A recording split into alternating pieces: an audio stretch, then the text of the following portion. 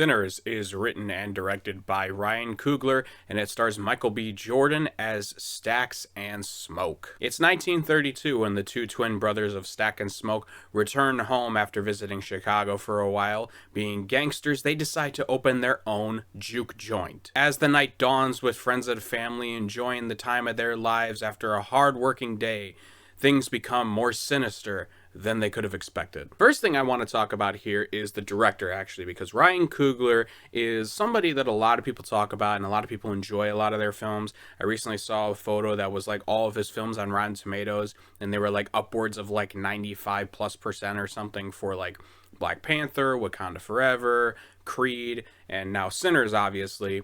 And I do have to say that I am not the biggest Ryan Coogler fan. Most of his films I've watched I've just never really been that interested in, and one of the things that I've always said too is I wasn't a big fan of the Black Panther movies, and say what you will about them, I don't really care. I find the character to be much more interesting in Civil War than he was in his own movie, and even the most recent Black Panther I found to be quite boring and just uninteresting, really. And I am pleasantly surprised that I loved Sinners as much as I do. The best thing I could say about this movie is that it is well crafted, it is meticulously made, everything looks so good, it feels like there was so much love and care made with it, everything just blends together from its storytelling, its dialogue, the way it's shot, the way it looks, everything mixes well, and honestly, it's probably his best work. The scenes in the juke joint alone look really, really good, but honestly, everything else outside of that looks good too. Like when you see the plantations and you see all of the other places that Stack and Smoke is visiting to get everybody to come out to their newly bought place. The production value is really well spent here. Everything looks so good in frame. Everything just, I don't know what else to say about it. It just looks so good. Everything about this, like in frame, the way it's set up, it all looks fantastic. And that's not even getting to the performances, because the best performances in here, obviously Michael B. Jordan is fantastic. It's probably his best performance I've ever seen personally. Playing twin brothers is pretty difficult in this film because they both have very distinct personalities and they have very distinct character traits about them. And they're the most interesting characters in the movie because of that, because they dive a little bit into their backstory, but there's always a little bit something a little bit underneath that sort of surface level stuff that we get, and that's what makes them more interesting and wants me to watch even more, is to find out more about these characters, their nuances, their whys, how they were raised and stuff like that. It was just presented beautifully. Miles Caton is actually, it is his first credited film on IMDb, and man, does he knock it out of the park. He's basically the main character of this film as this preacher boy's son, and he's singing the blues, and he's like one of the few main attractions to this place that Stack and Smoke end up buying because they're cousins. And man, even the voice alone, it's very low and it's got gravitas. It's powerful, and everything he does is exceptional. And that's not even taking into account Hailee Steinfeld.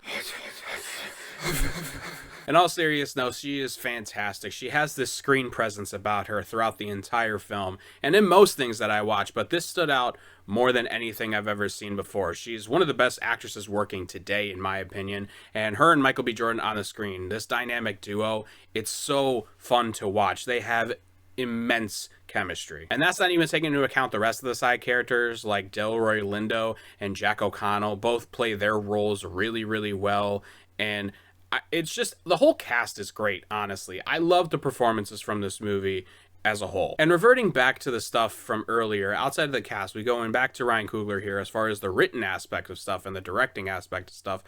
It's such a slow burn, but it's earned, right? This film is about vampires, obviously, and the first like hour of the movie is all set up, all character development, the reasons for people being the way that they are, the relations with everybody, and I just love that. There's not a ton of movies like that right now where it really takes its time and it earns you at the end of the movie, because it is a vampire movie at the end of the day, so you're going to expect some stuff to happen, obviously, but you end up caring way more at the end instead of it just being like, oh, vampires show up, oh, time to fight all these vampires.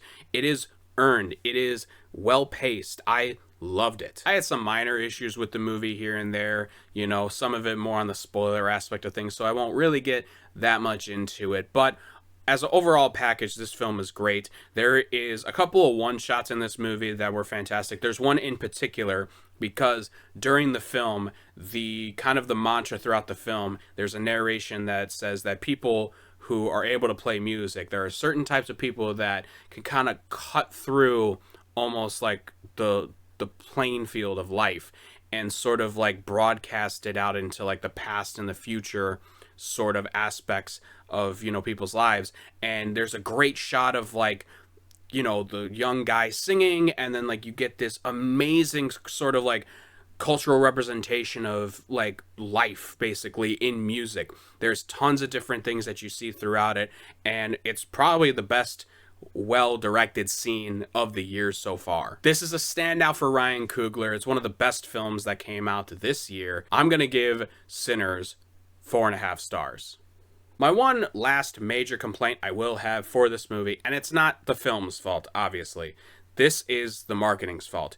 The trailers for this movie really dampened my mood for it before even going in. The first teaser trailer was fine. It was good. I was hooked. I didn't need any more than that. But we're starting to see a trend again, folks, with these trailers that had came out for certain movies. For example, Companion was something that I heavily criticized the marketing team for in spoiling so much stuff, because the film is so well written and so well done that taking that aspect away of what the story was in this amazing sort of twist, it felt like it was cheating the film. And that's how I feel about Sinners to an extent, because there are beats of the story that are shown in the later trailers past the first teaser that they did, and it spoils a lot, and I was very disappointed with that. Did I still enjoy myself with the film even though I knew some aspects of it? Yes, I did. But Hollywood, can we please get back to making trailers a little bit more streamlined, with not giving so much away and really piquing people's interest rather than having to spoil half the movie or maybe 90% of the movie just to get people to see it?